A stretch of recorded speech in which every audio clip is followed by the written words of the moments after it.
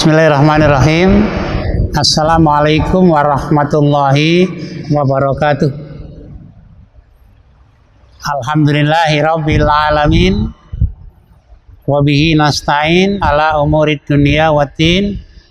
Assalatu wassalamu ala asyrafil anbiya wal mursalin nabiyina Muhammadin wa ala alihi wa ashabihi ajmain. A'udzubillahi minasyaitonir rajim. Khudh min amwalihim shadaqatan tutahhiruhum wa tuzakkihim biha fasholli alaihim inna sholataka sakanul lahum wallahu sami'un alim. Shadaqallahul azim. Hadirin rahimakumullah, mari kita bersama-sama bersyukur kehadirat Allah Subhanahu wa taala.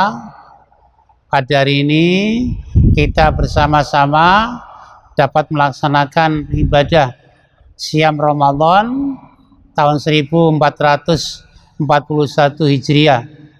Mudah-mudahan kita diberikan kesehatan, kita diberikan kekuatan iman kita, sehingga kita dapat merampungkan, menyelesaikan sampai nanti terakhir hari Ramadan ini. Hadirin rahimakumullah, saya ingin sampaikan dalam kajian ini tentang zakat itu berproteksi dan berinvestasi. Yang pertama, zakat itu berproteksi. Proteksi artinya menjaga harta yang kita punya, yang kemudian kita keluarkan zakatnya itu, maka akan menjaga harta yang masih ada. Jadi harta itu dijaga oleh harta yang sudah kita keluarkan. Yang dikeluarkan tidak semua, karena zakat itu adalah mengeluarkan sebagian harta. Tidak mengeluarkan semua harta, hanya sebagian saja. Contohnya zakat emas atau uang, itu cuma 2,5%. Dengan 2,5% itu akan menjaga harta kita yang masih ada. Jadi harta kita ini dijaga oleh harta yang sudah kita keluarkan itu. Itu namanya proteksi. Yang kedua, namanya investasi. Harta yang sudah kita keluarkan zakat, infak atau sedekah itu, maka harta kita bertambah terus. Bahkan di dalam Al-Quran, di dalam surat Al-Baqarah ayat 261 itu, Allah menyerangkan, a'udzubillahi minasyaitonir rajim, matalul ladzina yunfikuna amwalahum fi sabilillahi kamasali habbatin ambatat sab'a sanabila fi kulli sumbulatin mi'atu habbah wallahu yudhaifu liman yasha wallahu wasi'un alim. Perumpamaan orang-orang yang menginfakkan hartanya, membelanjakan hartanya. Ada yang mengatakan ini adalah infak, ada yang menyatakan ini adalah zakat dan sedekah pula itu.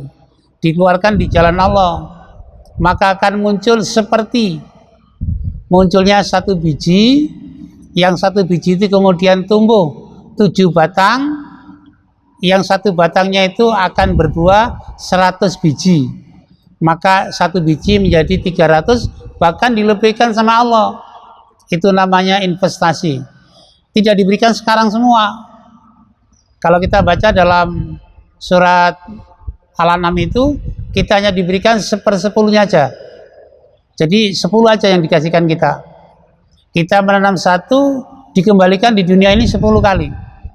Yang sisanya nanti dikembalikan di akhirat. Di surga kita mendapatkan hasil itu. Itu namanya kita berinvestasi. Dan oleh karena itu, maka dari kedua-duanya ini Allah menyatakan dalam surat At-Taubah, surat yang ke-9 ayat 103 tadi, Allah menyatakan, khudh min amwalihim shadaqatan, ambillah dari harta mereka itu sedekah atau zakat. Tutahhiruhum wa tuzakkihim biha, kamu akan mensucikan mereka secara lahir. Wa tuzakkihim biha, dan kamu akan mensucikan mereka secara batin. Jadi lahirnya suci, batinnya suci. Bahkan saya baca dalam hadis itu diterangkan, as-shadaqatu tudhiul bala. Sedekah ini akan bisa menghancurkan, menyelesaikan bala, cobaan dari Allah. Saya sudah buktikan itu. Tahun 2010 saya sakit keras, 2011 sakit keras. Ya dengan kita keluarkan sedekah aja itu alhamdulillah sehat. Kemarin tahun 2018 juga terulang lagi dan itu lebih parah itu. Tapi Allah memberikan kesehatan, alhamdulillah. Tudfiul bala, akan bisa melenyapkan bencana. Nah, bencana yang kita jaga yang sebelum kita itu melepaskan semuanya, maka harta ini kita wajib keluarkan zakat, infak dan sedekah itu. Washolli alaihim, kata Allah, dan mereka yang mengeluarkan zakat itu bacakanlah salawat. Nabi itu sering membacakan salawat kepada orang-orang yang zakat itu. Washolli alaihim. Ada seorang namanya Abi Aufa itu menzakati hartanya dan Nabi kemudian mendoakan Allahumma sholli ala Ali Abi Aufa. Ali Abi Aufa dan saudaranya itu semuanya keluarganya diberikan salawat oleh Allah. Padahal kita ini kan baca salawat kepada Nabi, Allah itu memberikan salawat itu. Wa sholli alaihim. Inna salataka sakanul lahum, kata Allah, salawat itu akan menyenangkan hatinya orang yang zakat. Nanti kalau ada zakat fitri, ya kita bacakan itu Allahumma sholli ala Muhammad, kepada siapa? Kalau ada zakat yang mal, kita keluarkan juga itu, kita sampaikan Allahumma sholli ala Muhammad, kepada siapa itu? Ini karena ada kaitannya, yaitu namanya washolli alaihim. Inna salataka sakanal lahum. Bacaan salawat itu menyenangkan orang yang memberi zakat. Saya kalau tidak beri zakat, gak bakalan dipakai salawat sama yang terima zakat itu. Yang terima zakat memberikan itu, memberikan doa. Kalau di masjid panitia zakat, kalau amil kegedean. Kalau yang di rumah-rumah itu ada amilnya, tapi kalau di masjid biasanya panitia ya. Ya ini bisa, panitia bisa, atau amil juga bisa. Yang bisa membaca itu adalah amil. Allahumma sholli ala Ali Abi Aufa, kata Nabi itu. Dan ini dilanjutkan di dalam ayat ini, wallahu samiun alim, Allah maha mendengar lagi maha mengetahui. Kesimpulannya, zakat yang kita keluarkan misalnya emas itu 20 dinar. Satu dinarnya 4/4 gram, dikalikan 20, 85 gram emas murni, dikalikan harga sekarang berapa, 2,5-nya kita keluarkan, itu akan menjaga harta kita, ya masih ada. Jadi harta kita ini nanti akan dijaga oleh yang sudah kita keluarkan itu. Kalau kita uang nggak punya emas, ya uang aja, sama dengan emas itu. Uang itu minimal tadi itu. Nah, kalau gaji kita memang tiap bulan, boleh nggak kita keluarkan tiap bulan? Boleh. Dan sisa yang tiap bulan itu kita kumpulkan di bank, dan nanti kalau sudah mencapai nisab, misalnya 50 juta, kita wajib mengeluarkan lagi setiap tahunnya.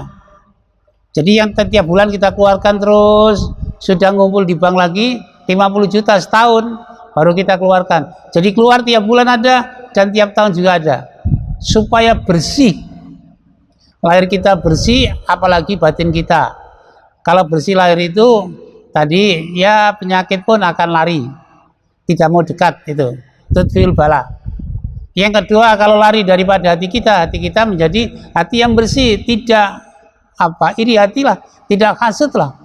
Kita betul-betul bersih hati kita. Tuzakim itu membersihkan hati kita.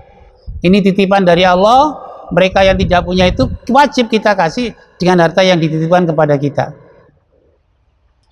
Saya kira ini yang dapat saya sampaikan. Saya mohon maaf, jadi hanya sedikit saja. Mudah-mudahan Allah memberikan kepada kita sekalian hidayah, dan kita dapat melaksanakan ibadah zakat.